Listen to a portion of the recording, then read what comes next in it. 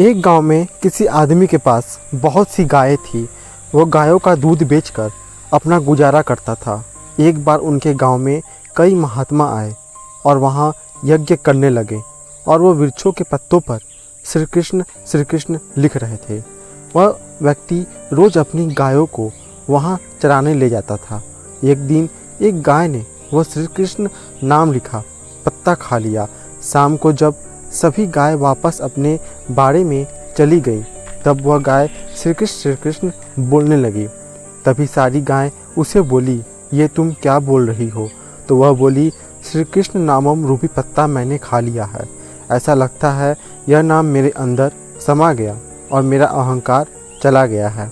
ऐसा कहकर वह गाय श्री कृष्ण नाम जपती रही।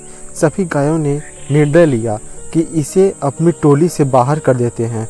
सुबह जब व्यक्ति आया तो उसने देखा कि वह गाय बाड़े के बाहर खड़ी है, तो वह उसे वापस बाड़े के अंदर करता है, परंतु बाकी की गाय उसे सींग मारकर वापस बाड़े से बाहर कर देती हैं। उस व्यक्ति को कुछ समझ नहीं आता कि सभी गाय इसे दूर क्यों कर रही हैं। इसको कोई बीमारी तो नहीं हो गई?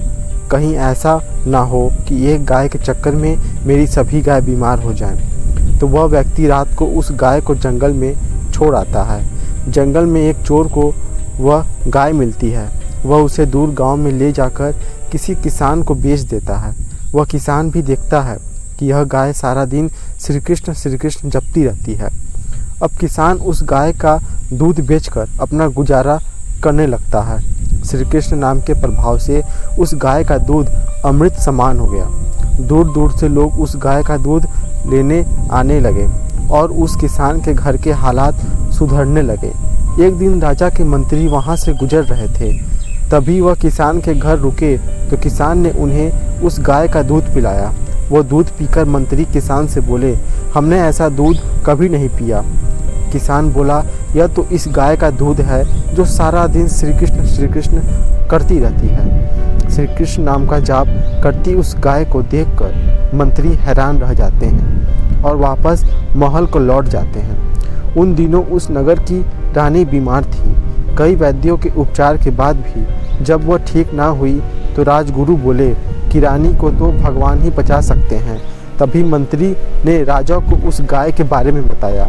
राजा को इस बात पर विश्वास नहीं हुआ और वह मंत्री के साथ किसान के पास पहुंचते हैं और उस गाय को देखकर हैरान रह गए। राजा किसान से बोले, यह गाय मुझे दे दो।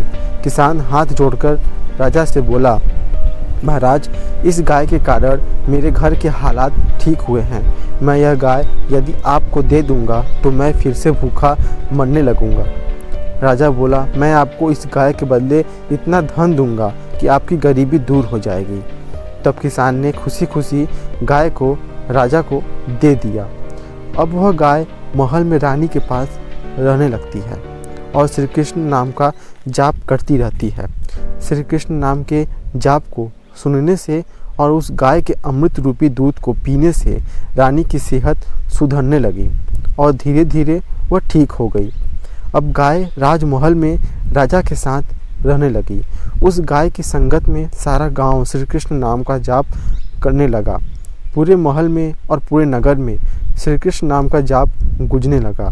श्री कृष्ण नाम के प्रभाव से एक पशु राज महल के सुखों को भोगने लगी। इसी तरह श्री कृष्ण नाम के जाप से मनुष्य भी भवसागर से पार हो सकता है। शिक्षा, गाय ने श्री कृष्ण की चरण सुनी। गाय की संगति में जितने भी लोग आए उन सबका जीवन सुधर गया। इसलिए ऐसी संगति चुनिए जिससे आप जीवन आगे बढ़े और ऐसे व्यक्ति बनिए जिसकी संगत में सब रहना चाहें। आपकी संगत का असर दूसरों पर अच्छा प्रभाव डाले।